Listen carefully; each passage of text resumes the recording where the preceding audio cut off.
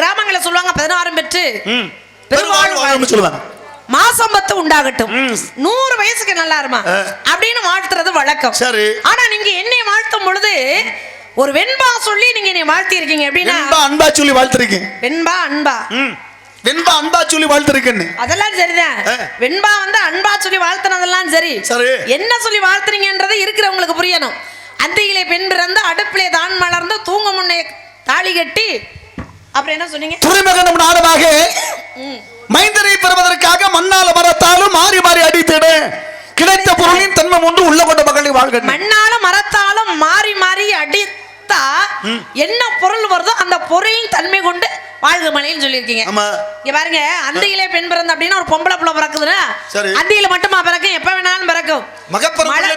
மகாதேவனுக்கு கூட தெரியாதுன்னு இருக்காங்க. உலகத்துல இறப்பு என்பது நிச்சயமா தெரியும், பிறப்புங்கிறது தெரியும். ஆனா என்னைக்கு பிறப்புன்னு கண்டிப்பா தெரியும். ஆனா என்னைக்கு இறப்பு யாருக்கா தெரியுமா? யாருக்குமே தெரியும். அதுதான் விதி. யாருக்குமே தெரியாது. இதுதான் இறைவன் அங்கே இருக்காரு. அப்ப நீங்க என்ன சொல்றீங்க அப்படின்னா அந்தியிலே பெண் பிறந்து பொம்பளை பிள்ளை எப்ப வேணாலும் பிறக்கலாம். ஆனா நீங்க அந்தியிலே பெண் பிறந்து அடுப்பிலே தான் மலர்ந்து மலரக்கூடிய தன்மை மலருக்கு மட்டுமே உண்டு. அடுப்புல கிடக்கிறது வெறும் நெருப்பு. அடுப்பிலே தான் மலர்ந்த அப்படின்னா தூங்க முன்னே தாலி கட்டி எல்லாம் முழிச்சுட்டு இருக்கும் பொழுதுதான் தாலி கட்டுவாங்க. அது என்ன தூங்க முன்னே தாலி கட்டி மண்ணாலும் மரத்தாலும் மாறி மாறி அடிக்கும் போது அதுல இருந்து வரக்கூடிய பொருள் தன்மை கொண்டு வாழ்க மலை அப்படின்னு இருக்கேன். சாமி, வெல்வதும் ஒரு வார்த்தை, கொல்வதும் ஒரு வார்த்தை. வேணா போட்ட வெல்லும், கோணா போட்ட கொல்லும். ஒரு எழுத்து தான் வித்தியாசம். முயல் வெல்லும், ஆமையும் வெல்லும். ஆனா முயலை மட்டும் என்னைக்குமே வெல்லாது. ஒண்ணு முயற்சி பண்ணணும், இல்லைன்னா பயிற்சி பண்ணணும். முயற்சி பண்றதுக்கு முயற்சி திருவிளையாக்கு முயற்சிமை இன்மை மிகுத்தோடுன. ஆமா, எந்த காரியத்தை செய்தாலும் முயற்சி இல்லைன்னா அதை வெற்றிகரமாக வெற்றி பெற முடியாது. கண்டிப்பா. நம்மளுக்கு என்ன அப்படின்னு விவசாயத்தை விதைச்சாச்சு, ஆடிப்பட்ட நேதி விதைக்கணும். விதைச்சு படலையே விவசாயம் விளைஞ்சிக்கணும். வீட்டுல படுத்துக்கிட்டு விளையுமா? எப்படி விளையுமா? அதுக்கு என்ன செய்யணும், எப்ப செய்யணும் அப்படி விஷயம் இருக்கு இல்லையா? ஆமா, அந்த முயற்சியோட நடந்தாத்தான் கண்டிப்பா எதையுமே நாம கையில கொண்டு வர முடியும். இப்ப வாழ்க்கையில 3 இடத்துல ரொம்ப நிதானம் தேவை. எங்க தெரியுமா? ஒண்ணும் வண்டியில போகையில, இன்னொன்னு நம்ம வாயிலிருந்து வரக்கூடிய வார்த்தை வெளியில விடும். ஏன்னா நெல்ல கொட்டுனா அள்ளிடலாம், சொல்ல கொட்டுனா அள்ள முடியாது. தீயினால் சுட்டவன் உள்ளாறு மாறாது, நாவினால் சுட்டவன். ஆமா, சாகுற வரைக்கும் அதை நினைச்சுக்கிட்டே இருப்பான். அடிச்சாச்சுன்னா அடிச்சாடி அன்னைக்கு மறந்து போயிரும். ஆனா சொல்லு அவனை பார்க்கிற நேரம் பூரா சண்டால இப்படி சொல்லிவிட்டானே. பார்க்கிற நேரம் இல்ல, சாகுற வரைக்கும் நினைச்சுக்கிட்டே இருப்பான். அப்ப ஒரு வார்த்தை வெளியிலே வருவது அது ரொம்ப முக்கியமான ஒரு விஷயம். ஆனா நீங்க ஒரு வெண்பாவை பாடி ரொம்ப அன்பாத்தான் உன்னை வாழ்த்தி இருக்கேன்னு சொல்றீங்களே, இந்த வெண்பாவுக்கு என்ன அர்த்தம் அத சொல்லுங்க. மகப்பெற பிள்ளை பெற மகாதேவனுக்கு தெரியாது. குழந்தைக்கு பிறக்கும் யாருக்கா தெரியுமா? கண்டிப்பா தெரியாது. ஆனா ஒரு பெண்ணுக்கு பற்றி தெரிந்தது. யாருக்கு? கமலாவதிங்கிற ஒரு பெண்ணுக்கு கண்டிப்பா தெரிஞ்சா. அதனாலதான் சோழ நாட்டுல இன்னைக்கு 108 சிவலிங்கம் இருக்கு. அப்படின்னா அதுக்கு பெண் செய்த தியாகம் அப்படி சிறப்பு. செங்கச்சோழனை பெற்றெடுத்தாள். ஆமா, அதுக்கு ஒரு கதையே உண்டு, காரணம் உண்டு. ஆமா, ஆக சொன்ன சொல்லுக்கு வார்த்தை என்ன? அந்தியிலே பெண் பிறந்து இந்த கவி சொன்னீங்களே வாழ்த்துக்கள் காரணம் என்ன? பெந்தி பெண் அந்தியெல்லாம் பிறக்குமான்னு கேட்டீங்க. அது அப்படி இல்ல. வாதி பிரதவாதினா இந்த தமிழ் வார்த்தையை தவறான வார்த்தையை சொல்லி இது உண்மை என்ன நிரூபிக்கப்படல இல்லையா? அதையும் எடுத்து கொண்டது தமிழ் எழுத்துதான். உயிர் எழுத்து 12, மெய் எழுத்து 18, உயிர் எழுத்து 216, ஆயுள் எழுத்து 1, மொத்தத்தில் 247 எழுத்து கொண்டது தமிழ் எழுத்து. அதனாலதான் கசடத்தை பாரு ஞாயிறு எழுத்து சொல் பொருள் யாப்ப அணி இலக்கணம். அந்தியிலே பெண் பிறந்தனா நான் பெண்ணை சொல்ல கிடையாதுங்க. வீட்டுல மாடு வச்சிருக்கீங்களா? இருக்கு. பால் கறக்குமா? ஆமா. எந்த நேரங்களில் கறப்பீங்க? 2 நேரம் கறப்போம். காலை நேரம், மாலை நேரம். காலையில பால் கறந்தாச்சுன்னா அது என்ன சிவன் நம்ம காப்பி வச்சு குடிப்போம் அல்லது கடைக்கு ஊத்திடுவோம். ஆமா. அந்தி பால் கறக்கும் போது அதை நம்ம தேவைப்பட வச்சுக்கணும். முதல்ல காலையில மோர் கலக்குவதற்காக அந்தி பாலை கறக்கக்கூடிய தருணத்தோடு அதைத்தான் அந்தியிலே பெண் பிறந்த பாலை சொன்னேன். அந்த பாலை அடுப்புல காய வச்சுனே. சரி. தூக்கு முன்னே தாலி கட்டி காய வச்சாச்சு. பால காய வச்சாச்சுன்னா அது என்ன செய்யணும்? உரியில கட்டி தொங்க போடணும். கீழே வச்சா பூனை குடிச்சிட்டு போயிடும், குடிச்சிடும் அப்படின்னு அப்ப உள்ள காலங்கள் எல்லாம் உரி அப்படின்னு ஒண்ணு இருந்தது. இன்னைக்கு எங்க இருக்கு? அந்த உரியில தான் கட்டி அந்த பாலெல்லாம் வச்சாங்க. இன்னைக்கு குழி சாதனை பெட்டி தான் இருக்கு இன்னைக்கு. ஆமா, குழி சாதனை பெட்டி. அன்னைக்கு இருந்த ஆரோக்கியம் இன்னைக்கு இருக்கானா? கண்டிப்பா இல்ல. இப்ப எத்தனை வீட்டுல ஆட்டுக்கல்ல மாவு அரைக்கிறாங்க, நிறைய. எத்தனை வீட்டுல அம்மிக்கல் இருக்கு, அதெல்லாம். எத்தனை வீட்டுல உரல் உலக்க இருக்கு, பேருக்கு இருக்கு. எத்தனை வீட்டுல திருகைன்னு ஒண்ணு இருக்கு, பேருக்கு இருக்கு. ஆனா இல்லாத வீடு இருக்க முடியாது. அம்மிகள் கிடக்கும், குழந்தைலாம் கிடக்கும், எல்லாமே இருக்கு. ஆனா இருந்து புயல் இல்ல, இருந்து பயன்படுத்துறது இல்ல. ஏன்னா அதனாலதான் காலங்கள் மாற மாற மாற மாற காலமா மாறுது. நம்ம தான் மாறிக்கிட்டு இருக்கோம், வேகமா ஓடிக்கிட்டு இருக்கோம். காரணங்கள் அப்ப உள்ள கெட்டு தந்தவிடும். தூங்க பண்ணே தாலி கட்டி துறைமுகனும் நான்பாக அப்பனா கணவனும் மனைவியும் மண்ணால் செய்யப்பட்டது, மண்பாண்டம் மரத்தால் செய்யப்பட்டது, மத்து இதில் மாறி மாறி இழுத்தோம்னா கிடைக்கின்ற பொருள் பால், மோர், தயிர், வெண்ணெய், நெய் அப்படிங்கிற பொருள் கிடைக்கும். பாலி நிறம் என்ன? வெண்மை. மோர் நிறம் வெண்மை. தயிர் நிறம் அதுவும் வெள்ளையா தான் இருக்கும். இப்ப சொல்லுவோம் அந்த கிராமத்து மக்கள் இப்படிமா வெள்ள மனசு உள்ளவங்கடா. பால்வடி முகம் சொல்றோம் இல்லையா? இதுக்காண்டி பால்வடினா முகத்துல பால் அடிஞ்சுக்கிட்டு இருக்கு. எதுக்கு அப்படி சொல்றோம் நாம? அது வெள்ள மனசு போல வெள்ளை. பாலில எவ்வளவு தண்ணியை ஊத்தினாலும் என் கூட சேர்ந்து இருக்கிறது தண்ணி தான் பால் வெளியில காமிச்சு கொடுக்காது. அது மட்டும் இல்லங்க, எவ்வளவு தண்ணியை ஊத்தினாலும் அது வெள்ளையா தான் இருக்கும். அதனாலதான் ஒரு மனிதனுக்கு அடுத்தவன் எவ்வளவு கெடுதல் செய்தாலும் இவன் தான் கெடுதலை செஞ்சானு வெளியில காமிச்சு கொடுக்க மாட்டாங்க. அதுக்கு மட்டும் அப்படிப்பட்டவங்களை தான் பால்வடி முகம் அப்படிங்கிறான். அது மட்டும் இல்லங்க, உலகத்துல எப்பவே நண்பர்கள் இணைபறியா நண்பர்களா இருக்காங்க. வாழ்ந்தாலும் சார்ந்தாலும் சாகு வரல ஒரே நிலையில் இருப்பாங்க. ஆனா யாரும் இருப்பதில்லை. மனுஷமான இருக்க மாட்டான். ஆனா பாலுக்கு மட்டும் தர்மம் உண்டு. பால் இருக்கு பாத்தீங்களா, அந்த பாலை வந்து அடுக்குல காய வைப்போம். காய வைக்கும் போது பாலை மட்டும் காய வைப்போமா? பாலை மட்டும் காய வைப்போமா? அப்பனா முடியாது. அதுல தண்ணி விட்டா தான் அந்த சிறப்பு. தண்ணி விட்டு காய வைக்கும் போது இந்த நீராவிங்கிற அதாவது அடுப்புல காய வைப்போம். காய வைக்கும் போது இந்த நீராகப்பட்ட தண்ணியை மட்டும் இந்த நெருப்பு இழுத்துருமா? தண்ணிய நெருப்பு இழுத்துருமா? அப்ப இழுக்கும் போது இந்த பால் என்ன நினைக்குமா? ஆக நாம் கூட இருக்கக்கூடிய நண்பனை காணவில்லையே. நண்பனை யாரு? தண்ணி காணலைன்னு பொங்கி எழுந்து வருமா மேல வரும்போது அப்ப நம்மால் என்ன பால் பொங்குது என்ன அந்த தண்ணி ஊத்துவாங்க. தண்ணி ஊத்தும் போது அந்த பால் என்ன கீழே வரும். என்ன காரணம்? அந்த நண்பனை காணவில்லையே என்று எட்டி பார்க்கும் போது அந்த தண்ணி கீழே ஊத்தி விடலையே, நண்பன் வந்து விட்டான் என்று கீழே அமைங்கி விடுவான். இது மாதிரி நட்பு உலகத்தில் யாரும் உண்டா? ஏன்னா கவிஞனின் பார்வையில் காகிதம் கூட ரோஜாவாக மலருமா. இதெல்லாம் ஒரு அழகான ஒரு கற்பனை கதை, ரொம்ப அற்புதமா இருக்கு. ஆனா ஆக மொத்தம் நீங்க வந்து என்ன சொல்றீங்க? எல்லா மனசு போல வாழ கடவுது என்று வார்த்தை கொடுத்தே உள்ளம் கொண்ட மகளே வாழ்க. இன்னொன்னு சொன்னீங்களே, மழை பெஞ்சாதான் தண்ணி. சரி, வரும்பொழுது பாத்தீங்கன்னா சரியான மழை. நடக்குமா நடக்காதா? ஆமா, நடக்குமா நடக்காதா, என்ன நடக்குமோன்னு வந்தோம். ஆனா நடக்குது நாடகம். ஆனா மழை பெய்தது, மழை பெஞ்சாதான் தண்ணி. நீங்க மழையே இல்லாம தண்ணி அப்படின்றீங்களே எப்படி? மழையே தேங்காய் பாத்துருக்கீங்களா? ஆமா. ஓஹோ, தேங்காய் இருக்கா? பாத்துருப்பே. தேங்காய் வந்து இப்ப பானை குயவன் செய்யாத பானைன்னு சொல்லுவோம். குயவன் செய்யாத பானை அப்படின்னா தேங்காய் ஓடு மேல இருக்கிற ஓடு. வெளிக்காத வெள்ளைங்கன்னா உள்ள உடைச்சு பார்த்தா அந்த பருப்பு என்னாகு நிற வெண்மையா இருக்கும். அதை யாரும் துவைக்கிறோமா? இல்ல இல்ல. மழை இல்ல தண்ணி அப்படின்னா தேங்காய்க்குள்ள யாரும் கூட தண்ணி ஊத்துறோமா? கிடையாது. இதாங்க வெளிக்காத வெள்ளை, இயற்கையா வரக்கூடியது. வெளிக்காத வெள்ளை குயவன் செய்யாத பணம் மழை இல்ல தண்ணின்னு சொல்லி வாழ்த்து கொடுக்கணுமா? இது தேங்காய் வந்து தேங்காய்க்கு மறுபிறவி கிடையாது. நம்மளுக்கு மறுபிறவி இருக்கா? தேங்காய்க்கு மறுபிறவி இல்லை அப்படின்னா எப்பொழுது இல்லை. அது மேல உள்ள மட்டையை உரிச்சிட்டு பூமியில வச்சோம்னா அது முளைக்காது. சரி, மறுபிறவி இல்ல. ஆனா மட்டையோட வச்சோம்னா அது மறுபிறவி உண்டு, மறுபடியும் அது முளைக்கும். தேங்காய்னா எப்ப தேங்காய் உரிச்சாதான் தேங்காய். ஆமா, அதுல நிறைய இருக்கு. இளநீர் இருக்கு. ஏன் வாழைப்பழத்தை வைக்கிறோம் தெரியுமா? வாழைப்பழத்துக்கு மறுபிறவி இல்லை. ஏன்னா வாழைப்பழத்துல விதை இருக்கும், ஆனா அந்த விதையை வச்சு உருவாக்க முடியாது.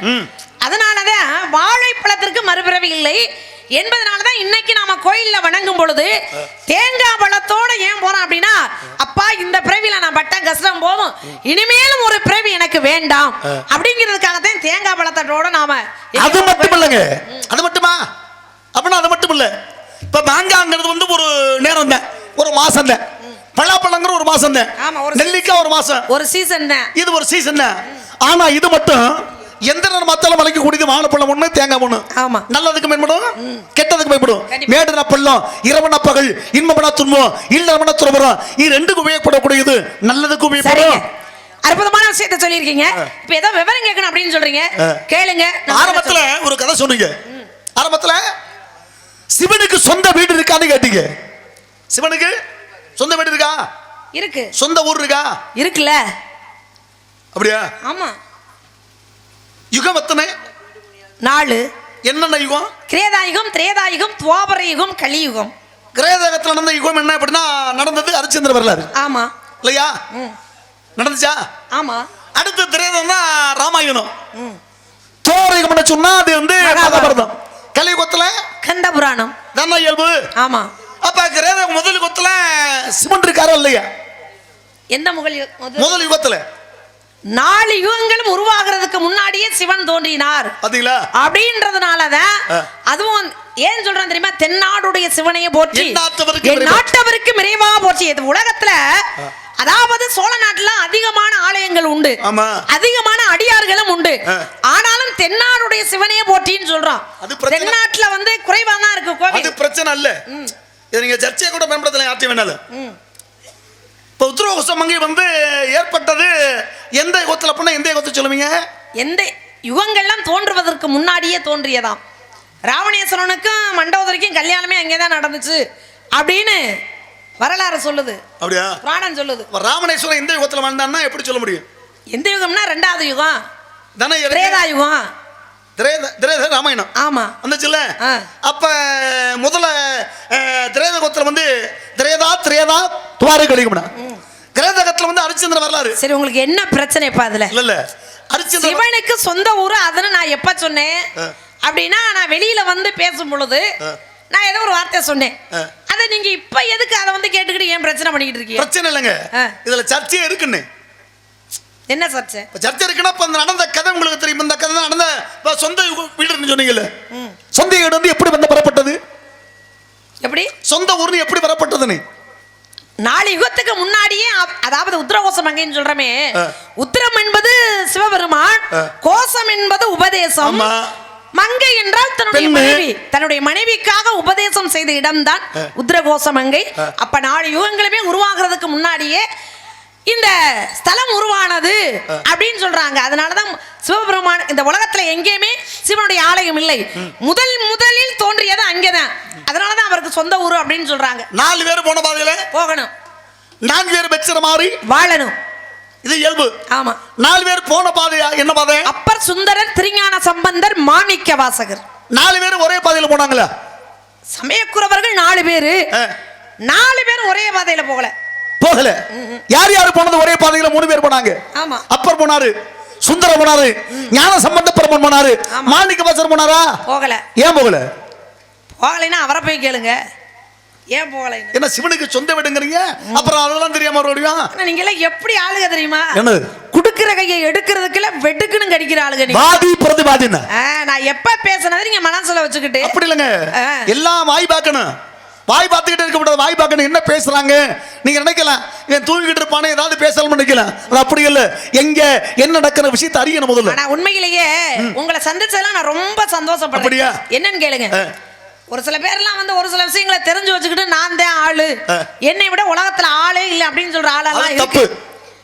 எல்லாமே வல்லவனுக்கு வல்லவன் வையகத்திலும் உண்டு. ஒரு விஷயம் வல்லவனையும் தட்டு வழுக்கப்பாரு அப்படின்னு சொல்லுவான். ஒரு விஷயம் தெரிஞ்சுங்க, நான் தான் பெரிய ஆளு என்னைக்கு ஏத்துக்க முடியாது. எனக்கு தெரிஞ்ச விஷயம் உங்களுக்கு தெரியாது, ஆனா உங்களுக்கு தெரிஞ்ச விஷயம் எனக்கு தெரியாது. இதான் இயல்பு. எல்லாருக்கும் எல்லாம் தெரியுமா? தெரியாதுல்ல. தெரியாது, எல்லாருக்கும் தெரியாது. அதுக்கு தான் தாய் கலைவாணிக்கு கற்றது கையளவு கல்லாத உலகளவு புத்தகடம் வந்தார் மெத்த மரம் வந்தே ஊரவனா போலவர்களால் எருமம் தங்கை எஞ்சான். ஆமா, கற்றது கை மண்ணளவு தானா. அப்ப கல்லாதது உலகளவு இருக்கு. அந்த உலகளவை எல்லாருமே தெரிஞ்சுக்க முடியும். நமக்கு தெரிஞ்சு நம்ம பேசணும். நமக்கு தெரிஞ்ச விஷயங்கள் மக்கள் எல்லாம் தெரிஞ்சு யாருமே கிடையாது. அப்படி விஷயம் உண்டு. அதாவது கல்வி தாய் ஆரம்பத்துல சொன்னீங்க கை மண்ணால பண்ணீங்க. இந்த கையில மண்ணல்னா என்ன முடியுமா? முடியாது. என்ன முடியாது? அப்ப அதிகம் படிச்சதா அர்த்தமா? அதல்ல. கற்றது கை. இன்னைக்கு வந்து பாடசாலைக்கு போறப்ப சின்ன குழந்தை கிட்டத்தட்ட ஒரு வருஷத்துக்கு கிட்டத்தட்ட 1 லட்சம் செலவாகுது. ஆனா அன்னைக்கு அப்படியா? கரும்பலகு கிடையாது. அப்ப அன்னைக்கு பாடசாலை செல்லும் போது ஒவ்வொரு மாணவர்களும் ஒரு கையில மண்ணு கொண்டு போகணும். ஒரு பிடி மண்ணு கொண்டு போய் இருக்கைக்கு அமர்ந்து ஆசிரியர் பெருமான் சொல்லுவாரு ஆனான்னு எழுதுவாங்க. அதை எழுதி முடிச்சுட்டு அழிச்சிருவாங்க. ஆமா நான் எழுது அப்படின்னு ஒன்னு நான் எழுதி ஒன்னு அழிப்பாங்க. அப்ப நான் கற்றது நான் கொண்டு போன கை மண்ணளவு இது சான்று. அற்புதம்.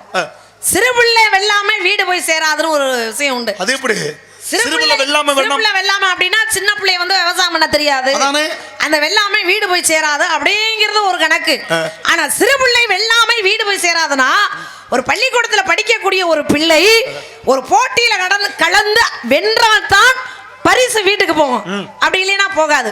அப்ப சிறுபிள்ளை வென்று வராது, வெல்லாதது வீட்டுக்கு வராது. அதான் சிறுபிள்ளை வெள்ளாமை வீடு வந்து சேரும். ஆடி காத்துல இப்படின்னு சொல்லுவாங்க. ஆடி காத்துல அம்மி பறக்குமா? அம்மி எங்க பறக்கும்? அம்மி தான பறக்கும். ஆடி காத்துல அம்மி இல்ல, ஆடி காத்துல அம்மையும் பறக்கப்பட்டதுன. சித்திர வைகாசி ஆனி மாதம், சித்திர வைகாசில வந்து வெயில் காலம் அதிகமா இருக்கும். அப்ப என்ன ஆகும்? உஷ்ணம் அதிகமாகும், அம்மை நோய் என்பது வரும். பரவும்போது 3 மாசம் என்ன ஆகும்? அதெல்லாம் முடிவெட் அது மாதிரி ஒரு காலகட்டங்கள் இருக்கு. அப்ப என்னாக ஆடி மாதத்துல காத்தடிக்கும் போது அந்த ஆடி காத்தோட காத்தாக அம்மையும் பறவை ஓடி விடுமா. அதற்குத்தான் ஆடி காத்துல அம்மை பறந்தது, அம்மி பறந்துன்னு மறுவி வந்தது. இது காரணங்கள். அரசனை நம்பி புருஷனை கைவிட்ட கதையான ஒரு விஷயம் உண்டு. பழமொழியா? ஆமா. அரசனை நான் ஒண்ணு சொன்னா சொல்லித்தான் ஆகணுமா இல்லையா? பின்ன நீங்க ஒரு விஷயத்தை சொல்லும் பொழுது தெரிஞ்சதை நானும் சொல்லத்தான் வேணும் இல்லையா? நீங்க ஒரு விஷயத்தை புள்ளி வச்சிருக்கீங்கன்னா அடுத்து நான் ஒண்ணு வைக்க போறேன்னு அர்த்தம். அது ஒரு பக்கம் இருக்கட்டும். அரசனை நம்பி புருஷனை ஒரு பொம்பளை கை விடுவாளா அப்படின்னா விட மாட்டா. அரசன்னா பெரிய பணக்காரன், அவனை வச்சுக்கிட்டு புருஷனை வேணான்னு விரட்டி விடுறதா? அது இல்ல. ஆனால் அந்த கால இன்னைக்கு தான் நவீன காலத்துல வந்து குழந்தை இல்லைன்னா என்னென்ன பண்ணலாம்ன்றது இன்னைக்கு ஆன்மீகம் தெளிவாக எல்லாருக்குமே தெரியப்படுத்தி இருக்கு. ஆனால் அந்த காலத்துல எதுவுமே கிடையாது. அப்ப உள்ள தாய்மார்கள்லாம் குழந்தை இல்லைன்னா என்ன செய்வாங்களா தெரியுமா? காலையில பிரம்ம முகூர்த்தத்துல எழுந்திருச்சு குளிச்சுட்டு ஈர புடவையோட அந்த அரச மரத்து அடியில இருக்கிற பிள்ளையார சுத்தி வளம் வருவாங்களாம். ஏன் அரச மரத்துல இருக்கிற பிள்ளையாரத்தான் சுத்தணும் அப்படின்னா, அந்த பிரம்ம முகூர்த்தத்திலே காலை பொழுதுல இந்த அரச மரத்துல இருந்து வரக்கூடிய அந்த மூலிகை காற்று இருக்கு பாத்தீங்களா, அந்த காற்றை சுவாசிக்கும் பொழுது அது வயிற்றுக்குள்ள போய் கர்ப்பப்பையை சுத்தம் பண்ணுமா. அப்படி சுத்தம் பண்ணும் பொழுது குழந்தை பிறப்பதற்கான வாய்ப்பு நிறைய இருக்கு அப்படிங்கிறது ஒரு ஐதீகம். அப்ப அரச மரத்தை சுத்தினா குழந்தை பிறக்குமேன்னு நினைச்சு புருஷனை வேணான்னு சொல்லிடாத. அரச மரத்தையும் சுத்தணும், புருஷனோடவும் குடும்பம் பண்ணணும், அப்பத்தான் குழந்தை பிறக்கும் அப்படிங்கிறத சூசகமா அரசனை நம்பி புருஷனை கை விட்டுறாதே அப்படின்னு ஒரு பழமொழி இருந்தா இன்னைக்கு மக்கள் பயன்படுறாங்க இல்லையா? இன்னைக்கு உலகத்துல திருமணம் ஆகி பல ஆண்டுகளாக குழந்தை பாக்கியம் இருக்காது நிறைய பேருக்கு. அதுக்கு என்ன செய்வாங்க? மருத்துவத்தை போவாங்க. மருத்துவத்தை போனவொடனே மருத்துவர் வந்து பார்ப்பாரு. பார்த்து இந்த மாதிரி செய்யப்பட்டாத குழந்தை உற்பத்தி ஆகும் சொல்லி எங்கே இருக்கக்கூடிய வீரியத்தை எடுத்து வந்து சொல்லுவாங்க ஆங்கிலத்துல கொண்டு வந்து குழந்தை பிறப்பு வைக்கிறாங்க. அதான் நடக்குது இல்லையா? ஆனா இதுக்கு முன்னாடி சான்று ஆஞ்சநேய பெருமானுக்கு அப்பா இருந்தாங்க. கேசரி மன்னனும் அஞ்சனையும் அவன் இருக்கும் போது குழந்தை பாக்கியம் கிடையாது. இவன் மேல சல்ல தபசிக்கிறாங்க. தபசிய நேரத்துல அப்ப என்ன ஆகுது? குழந்தை உற்பத்தி ஆக குழந்தை இல்லை பண்ண தபசிக்கிறாங்க. தபசிய போது அந்த வழியில என்ன ஆகுதுன்னா அந்த பெண்ணுக்கு பசிக்குது. யாருக்கு? அஞ்சனைக்கு பசிக்கும் போது வாயு மகனை பார்த்து வேண்டி என்ன பண்றா? வாயுவை பார்த்து பண்ற வேண்டிய உடனே காற்றடிக்க செய்து மரங்கள் இருக்கக்கூடிய கனிகளை கீழ்பிடிக்க செய்கின்றார். அந்த பெண் என்ன பண்றா? அந்த கனியை தின்று கொண்டு பசியை போக்குறா. போய்க்கு கொள்ளும் போது தவத்தை நடத்துற. அப்பதான் பரமசிவன் பார்வதி வந்தாங்க. வரும்போது அப்பதான் என்ன செய்யறாங்க? அப்போ ஒரு ஆண் குரங்கு பெண் குரங்கு இல்லறத்தில் ஈடுபடுச்சு. ஈடுபடும் போது சக்தி பார்த்து சொல்றா, சுவாமி அதோ பாருங்கள் அந்த இடத்துல ஒரு ஆண் குரங்கு பெண் குரங்கு இல்லறத்தில் நாடுகிறது.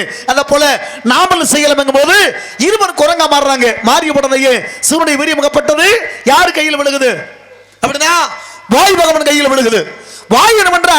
போய் அஞ்சனை கையில் வைக்கிறான். இந்த பெண் என்ன செய்கிறா? கனிதான் கையில் விழுகுதுன்னு உண்ணப்பட்டவரையே கெற்பந்திரிச்சு பிறக்கப்பட்டவன் தான் ஆஞ்சநேய பெருமான். அப்ப கொடுத்தவன் யாரு?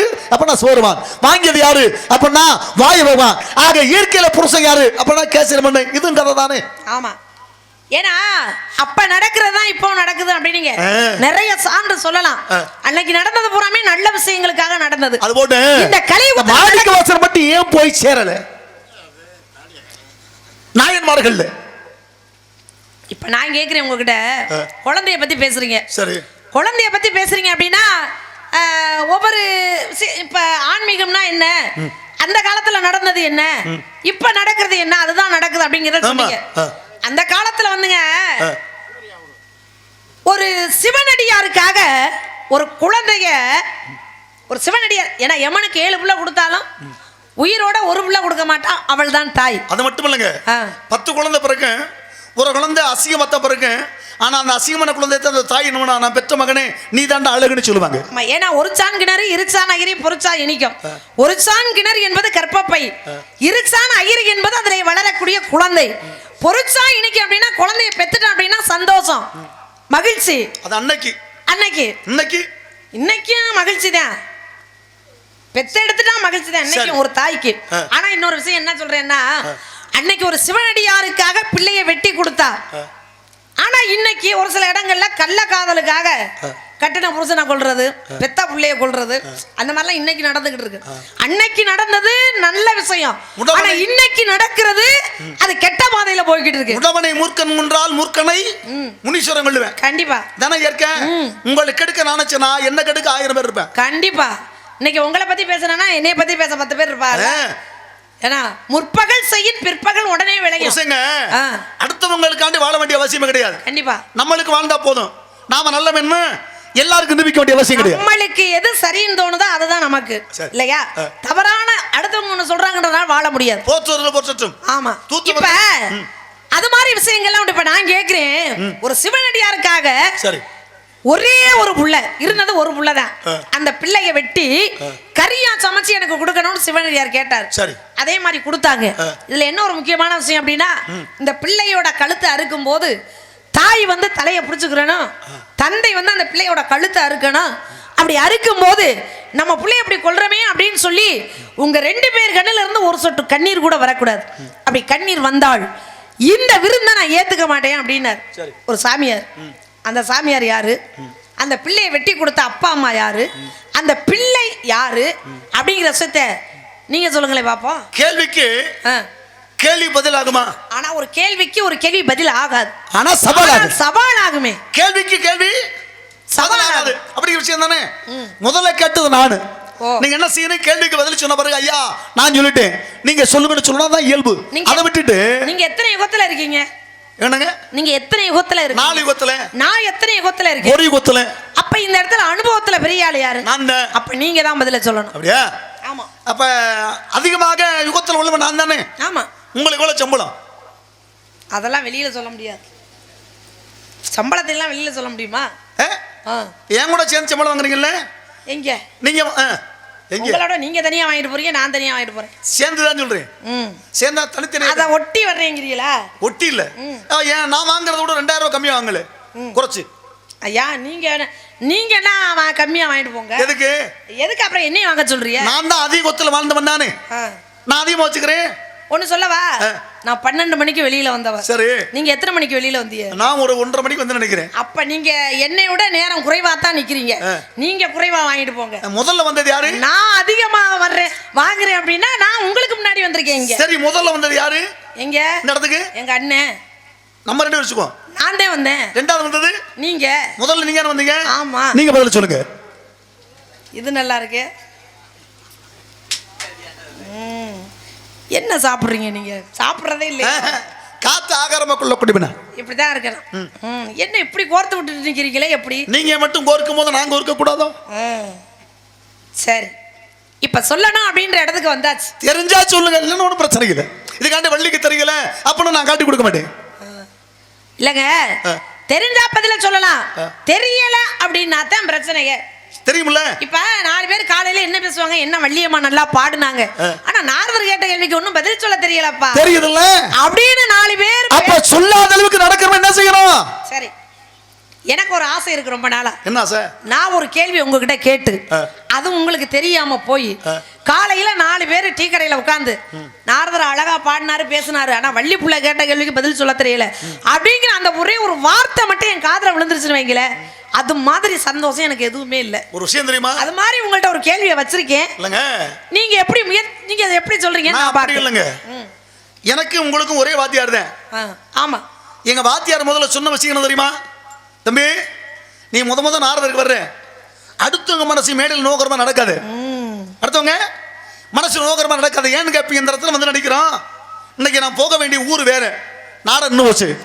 ஏதோ இன்னைக்கு இங்க வரக்கூடிய ஒரு நிலை வந்திருக்கு அப்படின்னா எல்லாம் வல்ல கடவுள் எந்த ஒரு காசு யாரு கிடைக்கணுமோ அது கிடைக்கணும். கண்டிப்பா யாரு எங்க வரணும்னு விதி இருக்கோ அங்கதான் வர முடியும். இந்த ஒரு காசு நான் தான் வாங்கணும்னு மாத்த முடியுமா? அப்புறம் முடியாது. 2 நாளைக்கு முன்னாடி என்ன நடந்துச்சு? யார் வரணும்ன்றக்கு அவங்க தானே வந்தாங்க. பாத்தீங்களா? அப்ப இன்னாருக்கு இன்னார் என்று எழுதி வைத்து தந்தை வரடா. கண்டிப்பா. இப்ப காரணம் என்ன? படிக்கும் போது இப்ப இங்க நடிக்கிறோம், அடுத்த வருஷம் நாடகம் வைப்பாங்க. நாடகம் வைக்கும் போது நம்ம 2 பேரும் நல்லா நடிச்சாச்சுன்னா போன வருஷம் நாரதரையும் பள்ளியும் போடுங்கப்பான்னு சொல்லுவாங்க. ஒருவேளை எனக்கு பதில் தெரியாம நீங்க நல்லவர் வாங்கிட்டீங்கன்னா நாரதரை மாத்துங்கம்பாங்க. சொல்லுவாங்களா சொல்ல மாட்டாங்களா? சொல்லுவாங்க. சரி ஒருவேளை உங்களுக்கு தெரியல பண்ணா ஏன் நாரதருக்கு ஏற்ற வள்ளி இல்லப்பா, வள்ளியை மாத்துங்கன்றவாங்க. அன்னைக்குன்னு என்ன செய்வாங்க, அவங்க ஆத்தியார் சொன்ன கதை இது. அப்ப நீ அந்த ஊர் நாடகத்துக்கு போவே, அந்த அம்மாவுக்கு நாடகம் எல்லாம் இருக்கு. அப்ப போன வருஷம் நாங்க போன ஊர் தான் போனோம்னு சொன்னா அந்த அம்மா எவ்வளவு வேதனைப்படுவாங்க, அந்த குடும்பத்தை கெடுக்கிறது நீதாடா அப்படி சொல்லுவாங்க சொல்ல மாட்டாங்களே.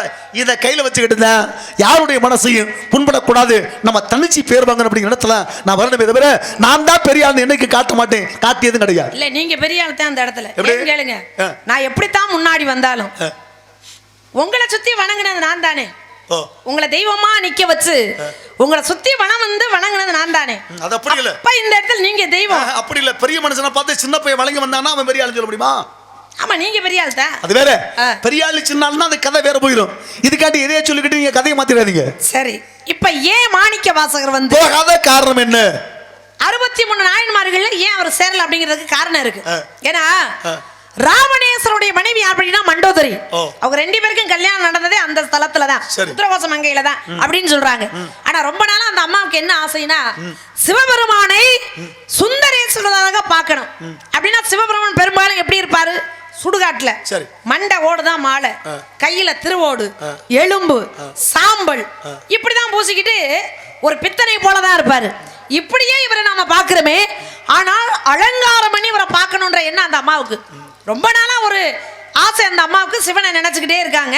அப்ப ஒரு நாள் சிவபெருமான் என்ன செய்யறாரு அப்படின்னா, அதாவது இந்த பக்திக்கு வந்து நாம காட்சி கொடுக்கணும் அப்படின்னு சொல்லி நேர ராவணேஸ்வரனுடைய அரண்மனைக்கு போறாரு சிவபெருமான். போறதுக்கு முன்னாடி பாருங்க என்ன நடக்குதுன்னா, உத்தரகோச மங்கையில இருக்கக்கூடியது 1000 புலவர்கள். 1000 புலவர்கள்ட்ட என்ன சொல்றாரு அப்படின்னா, அப்பா நான் ஒரு முக்கியமான இடத்துக்கு போறேன், போகக்கூடிய இடத்துல எனக்கு ஏதாவது ஆபத்து நேர்ந்தால் இந்த ஆலயத்துக்கு பக்கத்துல இருக்கக்கூடிய இந்த குளம் தீப்பற்றி எரியும். தண்ணி தீப்பிடிச்சு எரியுமா? எரியாது. ஆனா தீப்பிடிச்சு எரியும். தீப்பிடிச்சு எரிஞ்சா எனக்கு ஆபத்துங்கிறத நீங்க தெரிஞ்சுக்கங்க அப்படின்னு சொல்லிட்டு ஒரே ஒரு ஓலைச்சுவடியை மட்டும் ஒரு புலவர்கிட்ட கொடுத்துட்டு போறார். அப்ப இவர் போற இடம் என்னாச்சு அப்படின்னா மண்டபத்திற்கு காட்சி கொடுக்குறாரு. காட்சி கொடுத்துக்கிட்டு இருக்கும் பொழுது ராமணேஸ்வரன் மண்டபத்துக்குள்ள வந்த உடனே இவர் என்ன பண்ணிட்டாரு, பட்டணம் குழந்தையா மாறிட்டார்.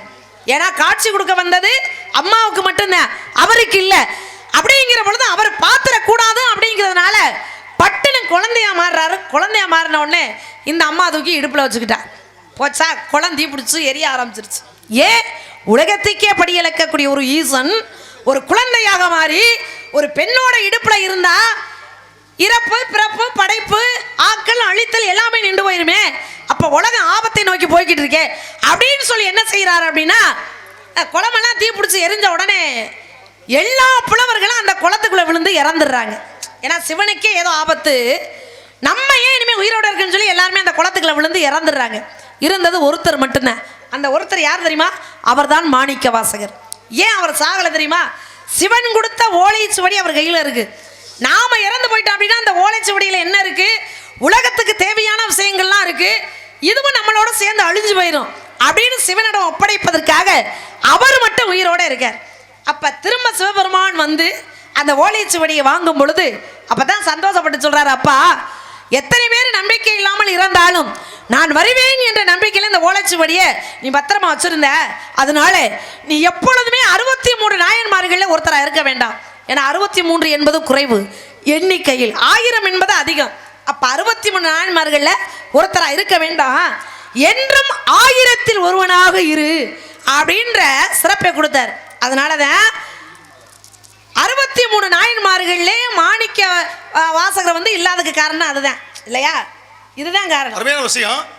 ஏன்னா எதிரி உண்மையை சொல்றப்ப ஏத்துக்கணும். முதல்ல கண்டிப்பா உண்மையை சொல்றப்ப ஏத்துக்கணும், தப்பா சொல்றப்ப நம்ம தப்புன்னு சொல்லணும், நல்லா மறுத்து பேசணும். அப்படி இல்லைங்கண்ணா இல்ல இதுதான் உண்மைன்னு சொன்னானா வாதத்துக்கு வரதோடு பிடிவாதத்துக்கு வரதில்ல. சரி, ஒருவேளை பேசும்போது அந்த பிள்ளையை வெட்டி கொடுத்தது யார்? நான் சொல்றேன். இப்ப சொன்னீங்க பாத்தீங்களா, நான் ஆரம்பத்தில் சர்ச்சையை வச்சேன் பாத்தீங்களா, கிரேதா திரேதா தோமரை கொடிக்கும். அப்ப உத்தரகோசமங்கை என்பது இந்த மாதிரி சம்பவம் நடந்துச்சு. நடக்கும் போதுதான் பொது நிகழ்வு இந்த உத்தரகோசமங்கை ஏற்பட்டதுங்கிற கதை தானே. சரி, அப்புறம் சொல்லுவோம். சரி, ஆக நீங்க கேட்ட கதை என்ன அப்படின்னா, ஒரு தாயி ஒரு தகப்பன் ஒரு குழந்தை, அந்த குழந்தை யாராவது அடியாறு கேட்டு விட்டா யாராவது பிள்ளைய வெட்டி கொடுப்பாங்களா? ஆனா வெட்டி கொடுத்தாங்க யாரு? அதை வாங்கியது யாரு? அவங்க எந்த ஊரு, எந்த நாடு, எந்த தேசம் கேட்டீங்க? நாடு சோழ நாடு, ஊரு திருச்செங்கோட்டங்குடி. ஆனா இங்க பார்க்கப்பட்டவங்க யாருன்னா கணவனை வாழ்ந்தவன் யாருன்னா பரஞ்சோதி என்பவன். பரஞ்சோதினா ஆரம்பத்துல உலகப்பிரமாணி இந்த தமிழ்நாட்டுக்கு வரவழைக்கப்பட்டவன் அந்த பரஞ்சோதி என்பவன். அவங்களுடைய மனைவி யாருன்னா திருமணம் நட்டனங்கை. அங்கே வேலை பார்த்த பொம்பளை புள்ள சந்தனமங்கை. அவன் பேரு மகனுடைய பேர் சொன்னா சீராளனுடைய பேரு. நடந்த புராணம் பெரிய புராணத்தின் கதை. இது காரணங்கள். என்ன இந்த பரஞ்சோதி என்பவன் சாப்பாடு சமைப்பாங்க. சமைத்த பிறகு யாராவது ஒரு அடியாருக்கு சாப்பாடு கொடுத்த பிறகு சாப்பிடணும் சட்டம். அப்ப அன்னைக்குன்னு சாப்பாடு சமைச்சாச்சு, பசி அதிகமா வந்துருச்சு. ஆக பசி அதிகம் வரும்போது பசிக்குது, ஆனா சாப்பிடணும். ஆனா ஒரு தொண்டு என்ன, யாராவது ஒரு அடியாருக்கு சிவனை இருக்க சாப்பாடு கொடுத்து விட்டு சாப்பிடணும். இது இயல்பு. அன்னைக்குன்னு சோதிக்கிறேன். சோறுமா நல்ல மழை சோதிப்பா, ஆனா கைவிட மாட்டேன். ஆனா கெட்ட மழை சோதிக்க மாட்டேன், கைவிட்டுருவேன். என்ன பண்றேன், அன்னைக்குன்னு யாருமே வரல. அப்பதான் சிவனே காட்சி என்ன பண்றேன், இன்னைக்குமே உண்மையிலேயே நம்ம மீது பக்தி உள்ளவனா இருக்கான, நம்மளை யாரு கொடுத்து சாப்பிடறானா கொடுக்க சாப்பிடறானா அப்படின்னு என்ன பண்றாரு, சாமியார ஒரு மாதிரி வர்றாரு. சாமியார ஒரு மாதிரி வர்றாரு. வரும்போது போறேன், அம்மா இன்னைக்கு யாரையுமே காணுமே, வீதி வழியா போய் யாராவது பக்தரை பார்க்கணும்னு சொல்லும் போது அப்பதான் சிவன் காட்சி கொடுக்கிறார். சிவனா கிடையாது, சாமியாராக. ஐயா உங்களை பார்க்கும் போது என் கடவுள் என் தெய்வம் சிவனை போன்று காட்சி அளிக்கின்றது. எங்க வீட்டுக்கு ஒரே ஒரு சாப்பிடவாங்கன்னு கேட்கிறாரு. யாரு, இந்த பரஞ்சோதி. நான் சாப்பிட வர்றேன், ஆனா நான் கேட்கிற சாப்பாடு தர முடியுமா கேட்டாரு. என்னையா சாப்பாடு கேட்கறீங்க? அப்பதான் சொன்னாரு, ஒரு மகனு, அதாவது ஒரு தாய்க்கும் ஒரு தகப்பனுக்கு ஒரு பிள்ளையா இருக்கணும். திரேகத்துல எந்த உச்சம் இருக்க கூடாது. ஆனா 5 வயசு நிரம்பிய பிள்ளையா இருக்கணும். அதை மனைவி பிடிச்சு தாய் பிடிச்சுக்கணும், அப்பா அறியணும். அறிந்து அந்த சாப்பாட்டை சமைச்சு கொடுத்தா தான் சாப்பிடுறாரு. அப்ப என்ன பண்றாரு, ஒன்னும் சொல்ல முடியாம தர்றேன்ட்டாரு. வீட்டுக்கு போயிட்டாரு. போய் பார்த்தா நிறைய ஆளை தேடி பார்க்கறாரு, கண்டுபிடிக்க முடியல குழந்தைய. ஆனா மனைவி கிட்ட சொல்றாரு, ஏமா சாமி கேட்டது போல நம்மளுக்கு பிள்ளை இருக்கிறதே, அதை கொடுக்கலன்னு சொல்லி நேரம் அங்க போறாரு, பள்ளிக்கு போறாரு. பள்ளிக்கு சென்று தலையில தூக்கி வந்தார், சுமந்து வந்தாரு. ஏன் கால் நடந்து வந்துச்சுன்னா காலில் திரேகத்துல அதாவது கல்லு குத்திருச்சுன்னா முழு ரத்தம் வந்துடும். ரத்தம் வந்தா உச்சமாகி விடும். அதை கொடுக்க சொல்லி வீட்டுக்கு வரவழைக்கப்பட்டு அதே மாதிரி நடந்து கறி அமைச்சு சமைச்சு சாப்பாடு ஆயிருச்சு. அப்பதான் கேட்கிற, சாமி தாங்கள் கேட்கக்கூடிய சாப்பாடு தயாராகி விட்டது, சாப்பிடுங்க. அப்பதான் மறுபடியும் சோதிக்கிறேன், அப்பா நான் சாப்பிடுறேன், ஆனால் நான் பிள்ளை இல்லாத வீட்டில் உணவருந்த மாட்டேன்ட்டாரு.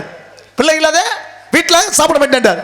ஆனா சிவனுக்கு தெரியாம இருக்குமா, தெரியும். அப்பதான் சொல்றாரு, அப்படியா என் பிள்ளை உங்களுக்கு உதவ மாட்டேன் அப்படிங்கும் போது இவர் சிரிச்சுக்கிட்டே சொன்னார், டேய் நான் உன்னை சோதிக்க ஆசைப்பட்டேன், ஒரு பிள்ளை, அந்த ஒரு பிள்ளை வெட்டி கொடுத்து விட்டாயே, நீ வீட்டு வாசப்படலன்னு ஒரு மகன் சொல்லி 3 முறை கூப்பிடுறானு, சீராளனே சீராளனே சீராளனே வந்தேன். அப்பதான் சொன்ன, டேய் ஒரு குழந்தையை வெட்டி கொடுத்து விட்டா, இன்னும் முதல் நீ செஞ்ச தொண்டு பெருந்துண்டு, ஆனா இன்று முதல் உனக்கு பேரை பரந்தது இல்லை, சிறுதுண்ட நாயகங்கிற பேரை தருகிறேன் அப்படின்னு பேரை கொடுத்தாரா. நாடு சோழ நாடு, ஊரு தொழிற்ச காட்டப்படி வேறு பரஞ்சோதி மனைவி திருமணம் கட்டுனாங்க. அங்க வேலை பார்த்து பொம்பளை பிள்ளை சந்தனமாங்க, மையம் பேரு சீராள, கேட்டவே சிவபெருமான். இதுதான் நீங்க கேட்டதுக்கு உண்டான கதை. வேற என்ன வேணும்? மக்கள் தீர்ப்பே மகேசன் தீர்ப்பு அப்படின்னு ஒரு பக்கம் இருந்தாலும் நான் சொல்லும் பொழுது ஏன் நீங்க எல்லாம் கை தட்டல? சரி இப்ப தட்டுங்க. எதுக்கு? யாருக்கு? எனக்கா? நம்மளா தட்டிக்கிட்டாதே. ஆமா, இவ்வளவு அறிவா பேச எதிரியாக இருந்தாலும் உண்மையை சொல்லும்போது கண்டிப்பா ஒத்துக்கணும். நீங்க சொன்னது சுத்த அப்பட்டமான பொய் அப்படின்னு சொல்றீங்க. அப்படின்னு சொல்லல, உண்மையை தான் சொல்லியிருக்கீங்க. இப்ப நீங்க வந்த விஷயம் என்ன? 2 விட்டு என்ன வேணும்? ஒளி. பெண்களுக்கு வரவங்கள் 7 என்னென்ன? பேதை பெரும்பை மங்கை மடந்தை அறிவை தேவை பேரிளம்பின் என்று சொல்லக்கூடிய 7 வகை பருவம். பாலன் மீளி திரவோன் மரவோன் காலை விடலை மதுமகன். 7 வகை பருவம். ஆபத்துக்கு உதவாதே பிள்ளை, அருமசிக்கு உதவாது அன்னம், தாகத்தை தீர்க்காது தண்ணீர், தரித்திரம் அறியாது பெண்டீர், கோபத்தை எடுக்காது வேந்தன், குறுமொழி சொல்லாது சீடன், பாவத்தை தீர்க்காது தீர்த்தம், பயனில்லை. இது 7 உலகத்தில் இருந்தும் பயனில்லை. 2 வீட்டுக்கு என்ன வேணும்? 2 வீட்டுக்கு ஒளி, வரணத்துக்கு வான்மழை, கண்ணுக்கு இமை, பெண்ணுக்கு ஒரு துணை, குரலுக்கு குரலுக்கு இனிமை, குரலுக்கு உரலுக்கு உலக்கை, உனக்கு இருங்க. இது ரொம்ப கொழுப்பு தானே உங்களுக்கு? என்னம்மா இல்ல கேட்கறதுக்கு அப்புறம் பதில் சொல்றேங்கிறதுனால எதை வேணாலும் கேட்பீங்களா நீங்க? உலக்கைனா சாபனைக்கு. குரலுக்கு என்ன அப்படின்னா குரலுக்கு இனிமை, உரலுக்கு என்னன்னா உலக்க, உனக்கு என்னன்னா உலக்கையில வாங்க உண்டு, வீண்டு பலம் உண்டு. இப்ப நான் வந்து நோக்க தெரியுமா? உங்களுக்கு அழகான ஒரு பரணை பார்த்திருக்கிறேன். அவன் யாருங்கிற விஷயத்தை அப்படியா நான் சொல்றேன். எனக்கா மாப்பிள்ளை பார்த்திருக்கீங்க, பேரை சொல்லுங்க பாப்போம். மாசில் வினையோ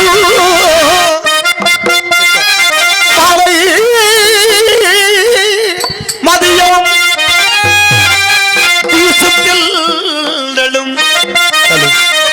சார்பு வீழ்கிடவேனையில் மோச வண்டரை பொய்கையை போனரு ஈசன் எந்தை இணையடி நிலையே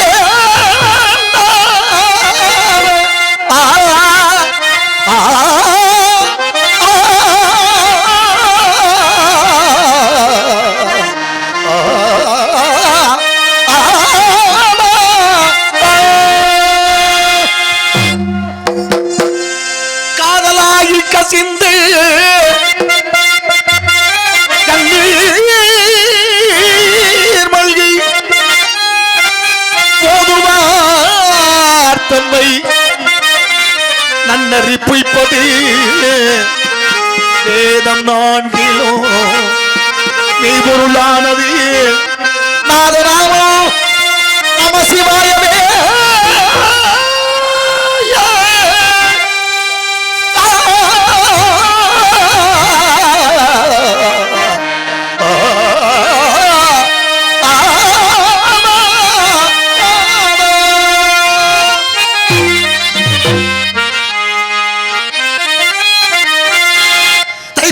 திருநாடில் தமிழ் எடுத்து பாடுவோம் தமிழ் எடுத்து பாடுவோம் தைப்பூச திருநாடில் தமிழ் எடுத்து பாடுவோம் தனியமலை குமரனையே தாழ்வனெந்த ஆடுவோம் தைப்பூச திருநாளில் தமிழ் எடுத்து பாடுவோம்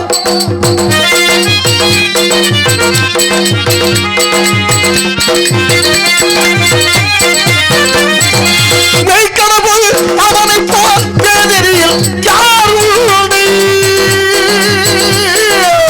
முருகா முருகா முருகா மெய்க்கடவுள் அவனை போல் வேதனையில் யார் உண்டு முருகா முருகா மெய்க்கடவுள் அவனை போல் வேதனையில் யார் உண்டு மேன்மை சொல்ல தெவிட்டாத கற்கொண்டு மேன்மை சொல்ல தெவிட்டாத கற்கை பேசத்தினாலில் தமிழ் எடுத்து பாடுவோம்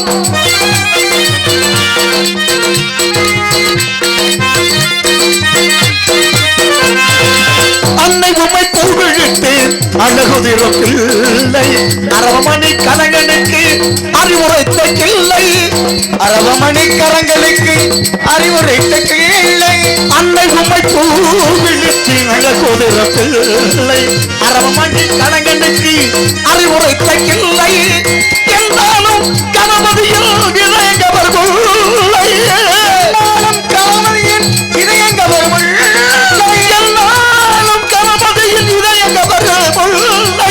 எளிய குணம் உடையவர்க்கு இவர் குறைதான் இல்லை எளிய குணம் உடையவர்க்கு இவர் குறைதான் இல்லை தைப்பூச திருநாளை தமிழெடுத்து பாலிகை மலை குமரனையே தாழ்பணிந்து ஆடுவோம் தைப்பூச திருநாளில் தமிழெடுத்து பாடுவோம்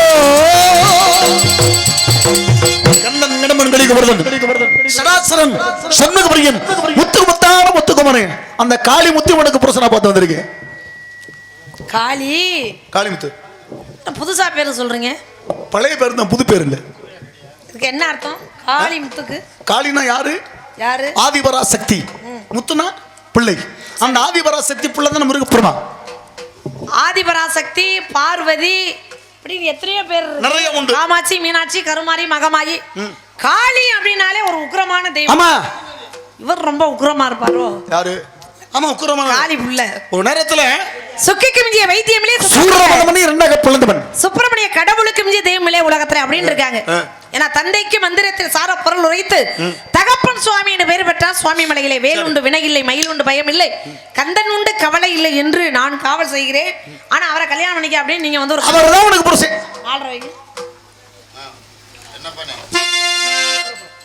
அந்த பணம் இல்ல வேல் எனக்கு வாங்க கல்யாணம் இந்த வேல் விமலை சாரலில் ஒரு கோலம்